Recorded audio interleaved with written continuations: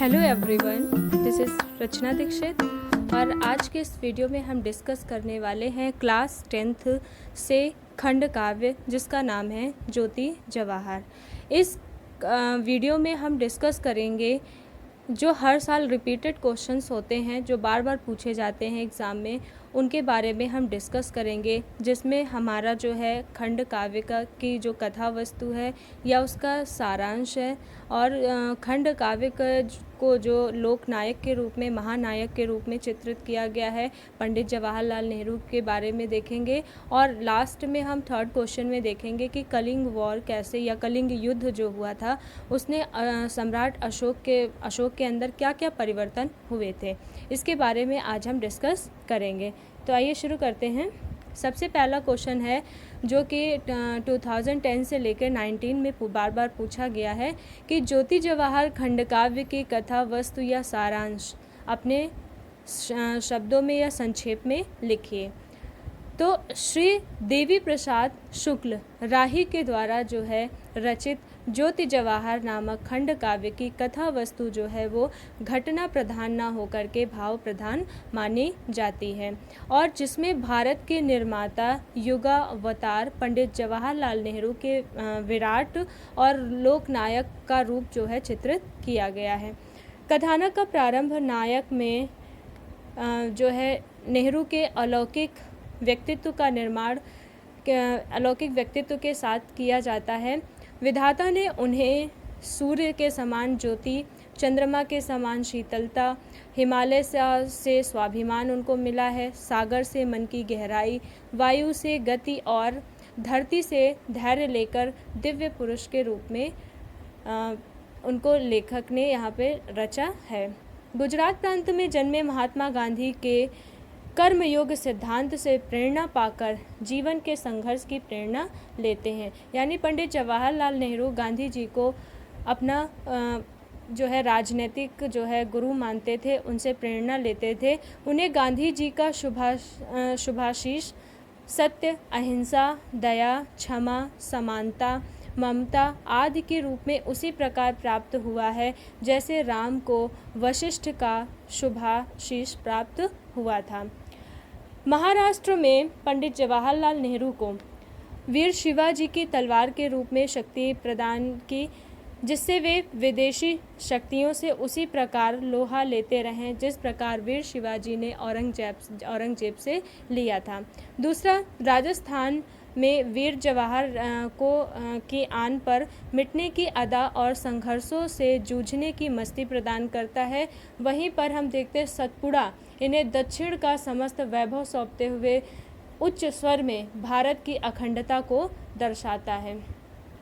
बंगाल में पंडित जवाहरलाल नेहरू का पर अपना वैभव न्यौछावर करने में पीछे नहीं है। बंगाल के लोग भी जो है पंडित जवाहरलाल नेहरू को बहुत मानते हैं। कवियों के गीतों की मधुरता, चैतन्य की वाणी और शाह जफर की गज़लें, विवेकानंद का आत्मदर्शन और टैगोर एवं शरद चंद्र का गौरव वीर जवाहर को सौंपकर गौरव का अनुभव करते हैं। असम अपने जंगलों, पर्वतों और नदियों की प्राकृतिक सुषमा और साहित्य और संस्कृत की उपलब्धियों के तन मन से वार्ता एवं धन्य हो रहा है। रामायण के अनुवादक माधव कंदली तथा मनसा नामक भक्त कवि के गीतों ने नेहरू जी के मन को शुद्धता प्रदान की है। आगे देखते हैं बिहार में गौतम बुद्ध की तपोभूमि मानी जाती है। यह सत्य, दया, अहिंसा, क्षमा, त्याग आदि का नंदन वन भी माना जाता है। महावीर स्वामी की विभूति वैशाली नेहरू जी को मानवीय गुणों के मोती अर्पित करती हैं। उत्तर प्रदेश भी पीछे नहीं है। इसमें उत्तर प्रदेश अपनी कोख में वीर जवाहर को जन्म देकर धन्य मानती है। पंजाब में भी अपने गौरवमयी परंपरा को सौंपते हुए जननायक जवाहर के व्यक्तित्व की अभिवृद्धि में योग दे रहा है। वहीं कश्मीर का सौंदर्य नेहरू जी को आकर्षित करता है तथा उन पर फूलों की वर्षा करता है। और लास्ट में कुरुक्षेत्र नेहरू जी को अर्जुन की संज्ञा से विभूषित करता है। जो कुरुक्षेत्र है उसमें जवाहरलाल नेहरू को किसके समान माना गया है? अर्जुन के समान माना गया है तथा अर्जुन से गांडवी उठवाकर दुर्योधन जैसे अत्याचारी व्यक्तियों को समाप्त करने का आदेश देता है। पराधीनता के पास से जकड़ी दिल्ली मोहम्मद गोरी, चंगेज खां, तैमूर लंग की खूनी बर्बादी की स्मृतियों को नायक को सौंपने की कल्पना से ही कंपित हो जाती है, किंतु अकबर की हिंदू मुस्लिम एकता की ज्योति को सौंपते हुए वह अपने आप को अच्छा महसूस करती है, अपने आप को गौरवशाली भाग्यशाली मानती है। यमुना अपने संगम के राजा के अभिनंदन के लिए अपनी निधियों को न्यौछावर करने संगम तक गई है और कवि नायक के व्यक्तित्व में संपूर्ण राष्ट्र की योजना की झलक देखते हुए कहता है, जब लगा देखने मानचित्र भारत ना मिला तुमको पाया, जब लगा देखने मानचित्र भारत ना मिला तुमको पाया, जब तुझको देखा नैनों में भारत का चित्र उभर आया। निष्कर्ष रूप में हम क्या कह सकते हैं कि कवि श्री देवी प्रसाद राही जी ने ज्योति जवाहर के कथानक के प्रतीकों के माध्यम से लाक्षणिक परिवेश में चित्रित करके कथानक के आदि मध्य और अंत को जो है एकात्मकता के सत्र में पिरोकर घटना प्रधान कथानकों की घिसी पिटी परिपाटी से हटाकर खंड काव्य के कलेवर को मौलिक स्वरूप प्रदान किया है। अगला क्वेश्चन है, ज्योति जवाहर खंड काव्य के मुख्य पात्र का चरित्र चित्रण कीजिए। या फिर ज्योति जवाहर खंड काव्य के आधार पर लोकनायक पंडित जवाहरलाल नेहरू का चरित्र चित्रण कीजिए। या क्वेश्चन ऐसे पूछा जा सकता है कि ज्योति जवाहर के आधार पर बताइए कि जवाहरलाल नेहरू के व्यक्तित्व को किन किन व्यक्तियों ने किस रूप में प्रभावित किया है। तो इसका जो आंसर है वो ये है कि श्री देवी प्रसाद शुक्ल राही द्वारा रचित ज्योति जवाहर नामक खंड काव्य के नायक पंडित जवाहरलाल नेहरू हैं। कवि ने इन्हें संगम का राजा भी कहा है और प्रस्तुत खंड काव्य में कवि ने नायक के व्यक्तित्व को भारत की सांस्कृतिक, राजनीतिक, आर्थिक, साहित्यिक, धार्मिक और ऐतिहासिक विशिष्टताओं से समाहित करके नायक जवाहर के व्यक्तित्व में निम्नलिखित विशिष्टताओं को देखा है। पहले है जो इनकी विशेषता है वो एक अलौकिक पुरुष के रूप में देखी जाती है। कवि ने जवाहरलाल नेहरू के व्यक्तित्व से अलौकिकता का समावेश किया है। वह दिव्य तत्वों से निर्मित अलौकिक पुरुष हैं। विधाता ने अपने रचना कौशल से उन्हें सूर्य सा तेज, चंद्रमा सी शीतलता आदि चीज़ों के जो उनका जो उदाहरण उनका कंपैरिजन जो किया हुआ है वो नेचुरल चीज़ों से किया हुआ है और उनके व्यक्तित्व का निर्माण, उनके एक महान व्यक्तित्व का निर्माण किया है। दूसरा था गांधी जी से प्रभावित। पंडित जवाहरलाल नेहरू जो है वो गांधी जी के सच्चे अनुयायी और शिष्य थे। उन्हें गांधी जी से सत्य, अहिंसा, उदारता, मानव प्रेम, करुणा का आशीर्वाद उसी प्रकार प्राप्त हुआ था जैसे भी हम पीछे बता चुके हैं कि जिस प्रकार भगवान श्री राम को जो है विशिष्ट का शुभाशीष प्राप्त हुआ था, उसी प्रकार जो है गांधी जी का जो शुभाशीष है वो नेहरू को प्राप्त हुआ है। इसके बाद समन्वयकारी लोकनायक के रूप में इनकी छवि प्रस्तुत की गई है, जहाँ पर उनके व्यक्तित्व में भारत के संपूर्ण धर्मों, संस्कृति, दर्शन, कला, साहित्य और राजनीतिक के सभी रूपों का अपूर्व संगम दिखाई देता है। राष्ट्रीय भावों के प्रेरक माने जाते हैं।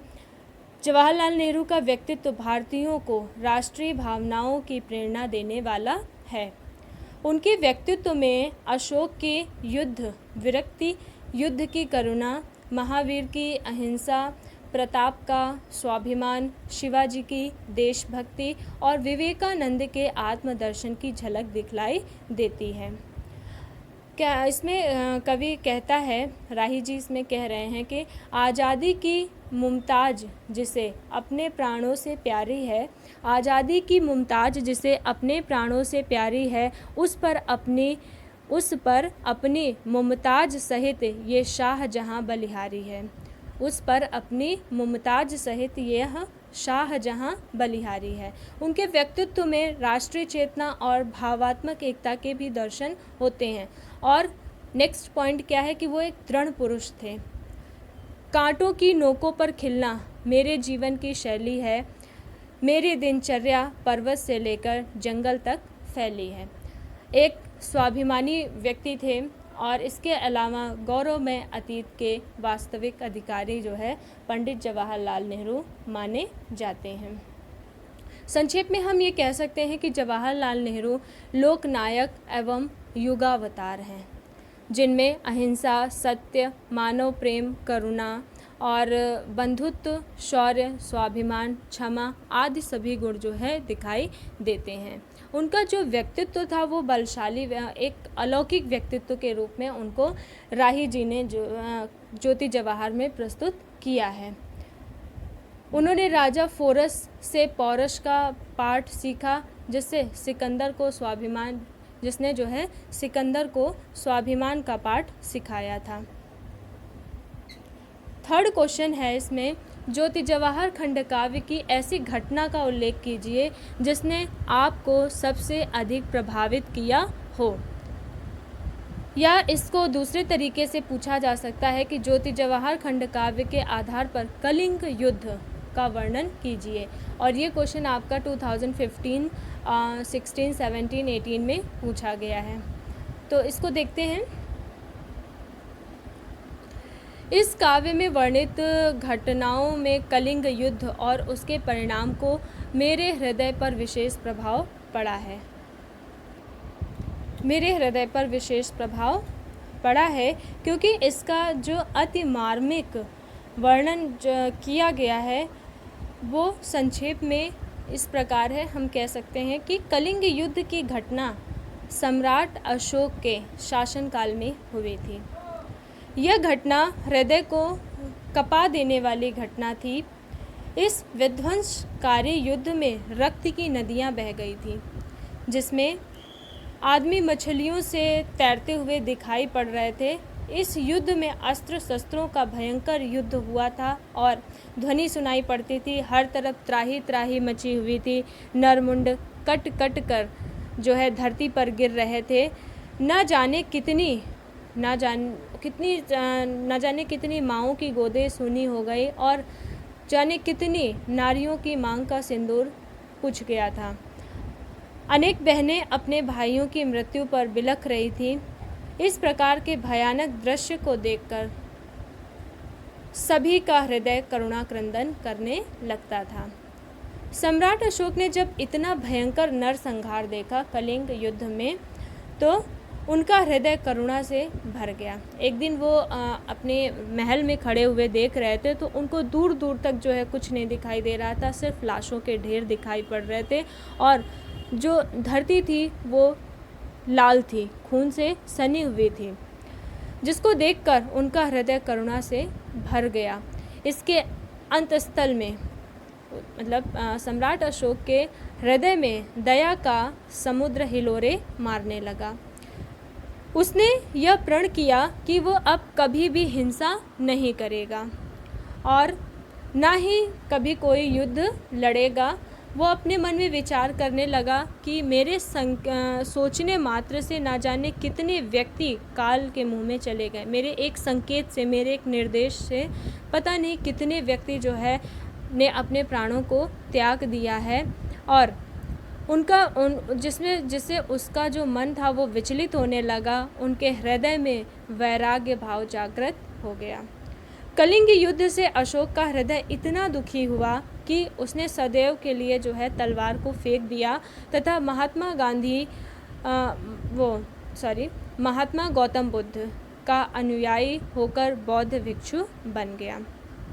सचमुच कलिंग युद्ध और उससे प्रभावित अशोक का यह प्रसंग जो है बड़ा ही रोमांचकारी, भावपूर्ण तथा भारतीय इतिहास की बहुत सारी अन्य घटनाओं में प्रभावकारी तथा महत्वपूर्ण मानी जाती है। तो प्रस्तुत खंडकाव्य, लास्ट में हम कह सकते हैं कि ये जो खंडकाव्य की कथा में कलिंग युद्ध के प्रसंग का बड़ा ही महत्व है। इसमें एक ओर तो अशोक को युद्ध में रथ दिखाया गया है और दूसरी ओर युद्ध की अतिशयता तथा भीषण नरसंहार के बाद उनके हृदय को बदलते हुए दिखाया गया है और उनको हिंसा से अहिंसा की ओर जाते हुए दिखाया गया है। अशोक के द्वारा शांति और अहिंसा का संदेश दूर दूर तक फैलाने का वर्णन किया गया है।